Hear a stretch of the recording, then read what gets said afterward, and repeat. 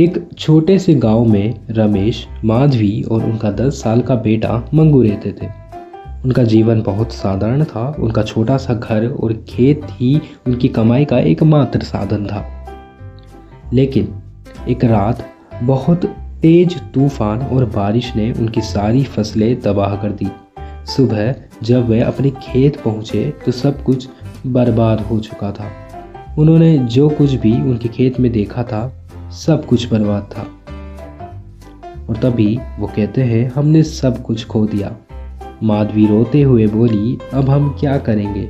खाने को कुछ नहीं बचा है। हर तरफ तबाही ही तबाही थी। लेकिन उस बर्बादी के बीच एक आशा की किरण बाकी थी। उनका एक पुराना केले का पेड़ अब भी मजबूती से खड़ा था। दरअसल वो केले का पेड़ मंगू के दादाजी ने कुछ वर्ष पहले उनके खेत के अंदर लगाया था। मंगू के माता पिता उसी जगह पर खड़े होकर एक दूसरे से वार्तालाप कर रहे थे। वो एक दूसरे से कह रहे थे कि अब हम आगे क्या करेंगे, हमारा क्या होगा, हमारा जीवन अब बहुत दुखद तरीके से चलेगा। तभी वहाँ पर मंगू आ जाता है और मंगू आते ही यह कहता है, ये तो वही पेड़ है जो दादाजी ने लगाया था। मंगू ने खुशी से कहा, उन्होंने मुझसे कहा था कि अगर मैं इसे प्यार से पालूंगा तो ये कभी मुरझाएगा नहीं और मुझे हमेशा मदद करेगा। मंगू रोज उस पेड़ को पानी देता था, उसे बात करता था जैसे वो उसके दादाजी हो। और तभी एक दिन जब भूख से मंगू का पेट दर्द करने लगा और घर में खाने को कुछ भी नहीं था, वह उदास होकर उस पेड़ के नीचे बैठ गया था जब वो उनके खेत पर गया था।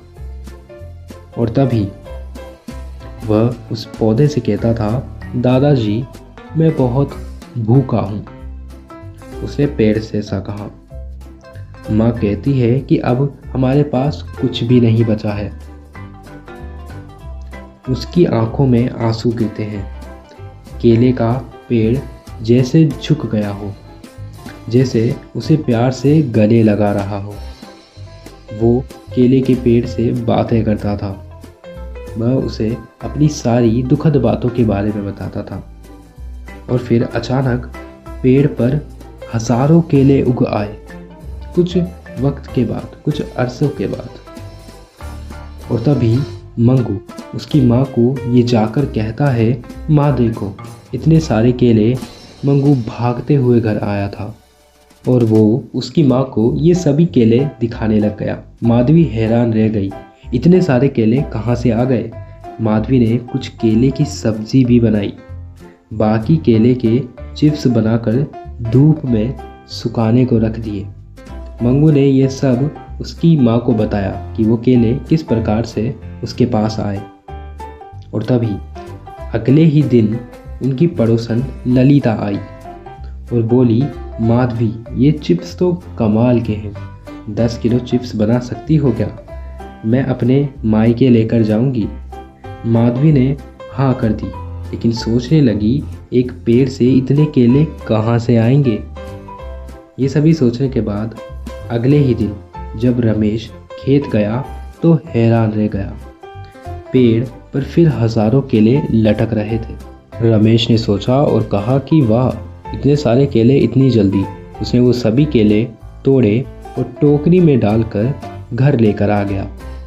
और ये सभी बातें उसने अपनी पत्नी को बताई। और इन सभी के बाद धीरे धीरे उन्होंने केले के चिप्स बनाना शुरू किया और पास के बाज़ार में बेचना शुरू किया। लोग उनके चिप्स के स्वाद के दीवाने हो गए। कितने स्वादिष्ट हैं ये सभी। उन सब केले की चिप्स को खाकर चखकर कहते थे। रमेश और उसकी पत्नी माधवी इन सभी चीज़ों को लेकर के बातें करते थे। लोग उसकी चिप्स को काफ़ी ज़्यादा पसंद करते थे, उसके बारे में बताने की कोशिश भी करते थे। कुछ समय के बाद गांव वाले उनकी चिप्स को बहुत खरीदने लगे और उनके पास अत्यंत पैसा आ गया। उन्होंने कार और अपने केले की चिप्स को और ज़्यादा बेचकर एक छोटी सी दुकान खरीद ली। उनका नाम इतना बढ़ गया कि उन्होंने गांव के गरीब लोगों को भी नौकरी देना शुरू किया। उन्होंने एक बहुत ही बड़ा घर बनाया, नौकर चाकर भी रखे और नौकर चाकर को अच्छे खासे दाम में उन्होंने अपने घर के काम पर भी रखा, अपनी दुकान पर भी रखा, जहाँ पर रमेश ने उन सभी लोगों को उनके काम और उनकी सफलता के बारे में बताया कि वो किस प्रकार यहाँ तक पहुँचे थे। और तभी माधवी ने भी कुछ औरतों को अपने बारे में बताया और कुछ काम के बारे में बताया और चिप्स बनाने की सलाह दी। और वही जो केले का पेड़ था वो काफ़ी ज़्यादा उभर गया था।